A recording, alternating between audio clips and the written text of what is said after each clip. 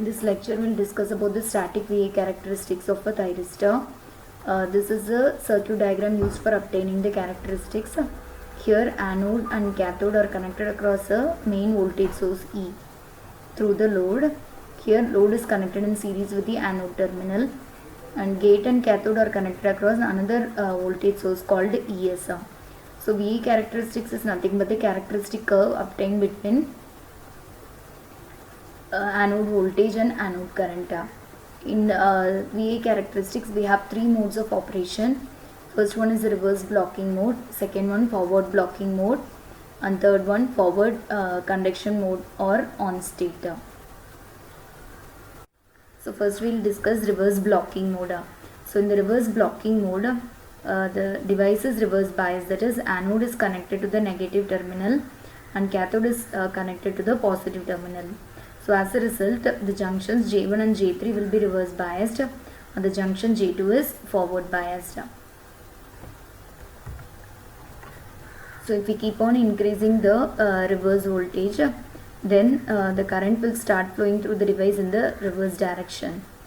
Okay, as shown in the figure, the current will start flowing in the reverse direction. This current is called the reverse leakage current. Okay, this current is very minimum. So if we keep on increasing the voltage, and if the voltage reaches a value called VBR, so the junctions J1 and J3 will break down, and hence enormous amount of current will start flowing through the device in the reverse direction. Okay, so VBR is the reverse breakdown voltage.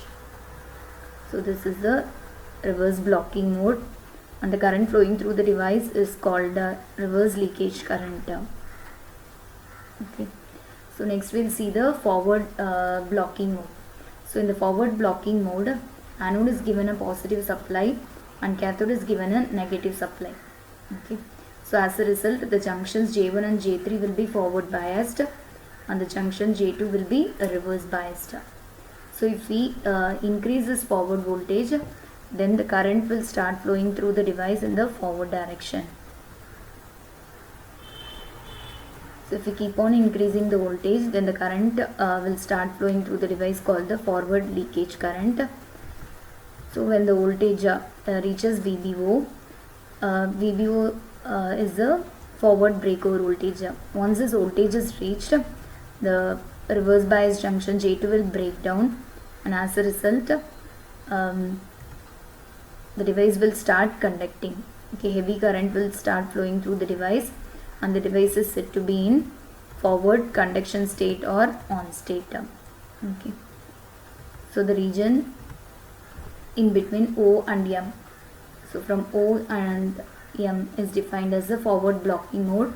Here only a small amount of current will flow through the device, and the region between N and K is the forward conduction mode. So once the device starts conducting, excess of current will flow through the device.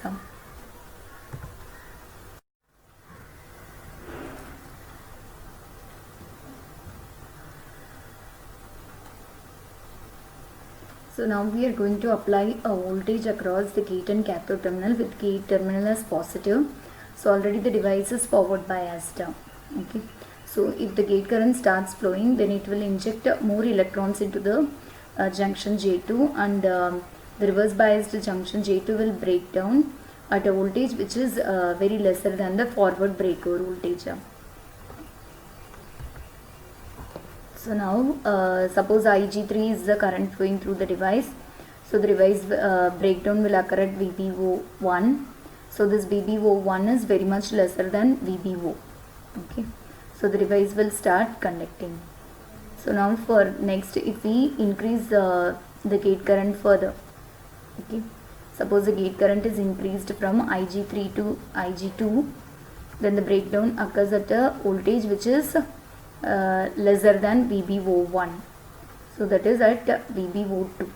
Okay, at VBO2 the junction will break down, and hence a large amount of current will start flowing through the device, that is the device will start conducting.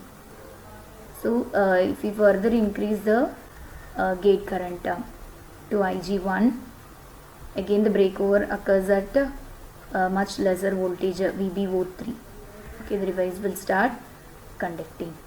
Okay, so if we keep on increasing the gate current, the breakover will occur at a much lesser value. The device will start conducting at a very less value of a forward voltage.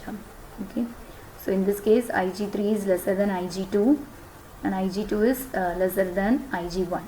Okay, and similarly VBO is greater than VBO1, VBO1 is greater than VBO2 and VBO2 is greater than VBO3. That is, VBO3 is very much smaller. So now we will define two terms, the latching current and holding current. First we will see latching current. Once the SCR starts conducting, the gate loses its control. That is, even if the gate voltage is removed, the device will continue to conduct. The gate has no control over the turn off of the device. So it is defined as a minimum value of anode current above which the gate loses its control. Okay. So next we will see holding current. So holding current is also the anode current. So if the anode current is reduced below this value, okay, then the SCR will come from forward conduction state to forward blocking mode.